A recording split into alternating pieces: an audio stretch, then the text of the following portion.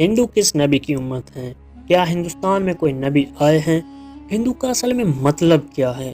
آخری نبی حضرت محمد صلی اللہ علیہ وآلہ وسلم کا ذکر ہندوؤں کی کتابوں میں کثرت سے کیوں آیا؟ یہ سب کچھ جانیں گے آج کی اس ویڈیو میں، اس لیے اس ویڈیو کو اینڈ تک لازمی دیکھیے گا۔ دوستوں، ہندو اکثر ہندو مذہب کو سچا اور قدیم مذہب ثابت کرنے کے لیے قرآن اور اسلام پر عجیب و غریب اعتراضات کرتے رہتے ہیں۔ وہ یہ نہیں جانتے کہ ان تمام سوالات کے مفصل اور قابل قبول جواب ان کی اپنی ہی کتابوں میں موجود ہیں، لیکن پھر بھی یہ لوگ اسلام و قرآن کو نعوذ باللہ جھوٹا ثابت کرنے کی کوشش میں رہتے ہیں۔ ہندو اسکالرز کے مطابق ہندو مذہب ایک قدیم مذہب ہے اور اسلام کی ابتدا صرف 1400 سال پہلے عرب میں ہوئی، اس لیے مسلمانوں کا ہندوستان کی سرزمین سے کوئی تعلق نہیں۔ یہ کم عقل اسکالرز یہ نہیں جانتے کہ ان کی اپنی ہی کتابوں میں یہ بات عیاں ہے کہ حضرت آدم علیہ السلام کو جنت سے جس زمین پر اتارا گیا تھا وہ سرزمین ہندوستان ہی تھی۔ قرآن کے مطابق حضرت آدم علیہ السلام پہلے مسلمان اور پیغمبر تھے، اس لیے ہندوستان میں پہلا قدم ایک مسلمان نے رکھا تھا، لہٰذا اسلام کی ابتدا عرب سے نہیں ہندوستان سے ہوئی تھی۔ ہندوؤں کی کتاب جیسے ریگ وید بھوشیہ پرانا میں مکمل واقعات آپ پڑھ سکتے ہیں، مثلا آدم علیہ السلام کی تخلیق، فرشتوں کا سجدہ کرنا، آدم علیہ السلام سے حوا علیہ السلام کی تخلیق، شیطان کا دونوں کو بہکا کر شجر ممنوع کو چکھانا، بطور سزا دنیا میں اتارا جانا وغیرہ سب کچھ اس میں لکھا ہوا ہے۔ ہندو اسکالرز کا اعتراض ہے کہ قرآن پاک میں ہندو قوم کا ذکر نہیں کیا گیا، نہ اس کے رسول کے بارے میں بتایا گیا ہے۔ پہلی بات تو یہ ہے کہ ہندو دھرم دنیا میں موجود ہی نہیں۔ جی ہاں، آپ نے صحیح سنا، نہ صرف قرآن پاک بلکہ وید میں بھی کسی مذہب کا ذکر نہیں ملتا، بلکہ اس کو سناتم دھرم کہا گیا ہے۔ اگر آپ سناتم کا ترجمہ عربی میں کریں گے تو اس کے معنی القائم یعنی قائم رہنے والا، دھرم کے معنی الدین کیا گیا ہے۔ عربی میں سناتم دھرم کو قائم الدین کہا گیا ہے، جس کا ذکر قرآن پاک کی سورۃ روم میں موجود ہے، یعنی اسلام یا باقی رہ جانے والا دین ہے، لیکن اکثر لوگ ایمان نہیں لاتے۔ دراصل سناتم دھرم کا عربی میں مطلب اسلام ہی ہے۔ تاریخ اور مختلف ادیان کی کتابوں سے یہ ثابت ہے کہ وید جس شخص پر اتارے گئے وہ کوئی اور نہیں بلکہ ہمارے پہلے رسول حضرت نوح علیہ السلام تھے۔ وید خود بھی اس بات کی تائید کرتے ہیں کہ وید میں حضرت نوح علیہ السلام کو مہانوح کہا گیا ہے۔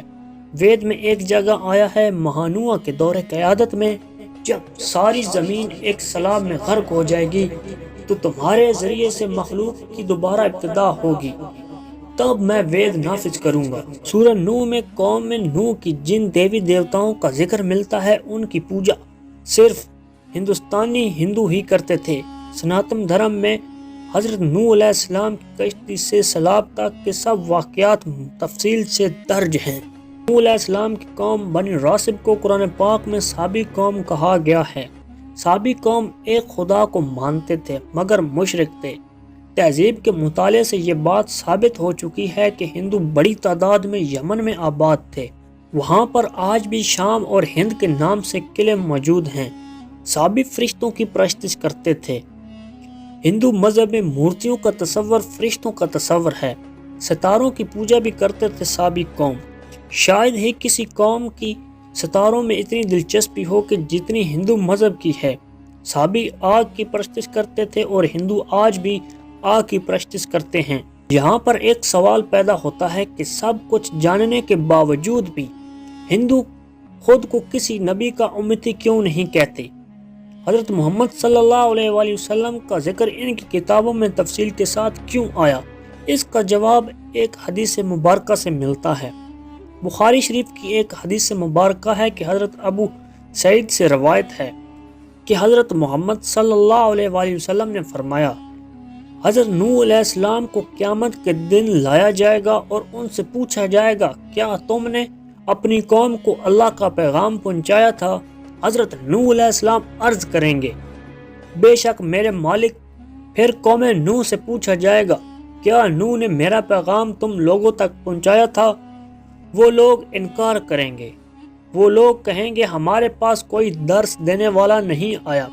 پھر حضرت نوح علیہ السلام سے پوچھا جائے گا کیا تمہارے پاس کوئی گواہ ہے؟ وہ کہیں گے میرے گواہ حضرت محمد صلی اللہ علیہ وآلہ وسلم اور ان کی امت۔ تم لوگ گواہی دینا کہ حضرت نوح علیہ السلام نے اللہ تعالیٰ کا پیغام پہنچا دیا تھا۔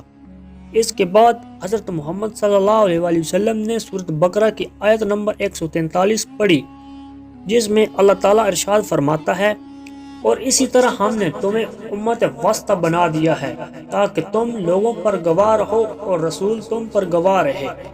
اس حدیث مبارکہ سے یہ بات ثابت ہوتی ہے ہندو کبھی بھی کسی نبی یا رسول کو نہیں مانیں گے، لہٰذا اسلام ہی دنیا کا اولین مذہب ہے جسے حضرت آدم علیہ السلام سے لے کر حضرت محمد صلی اللہ علیہ وآلہ وسلم تک کم و بیش 1,24,000 انبیاء رسول آئے۔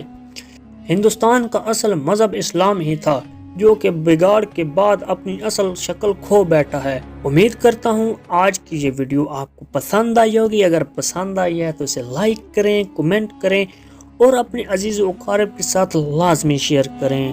اللہ حافظ۔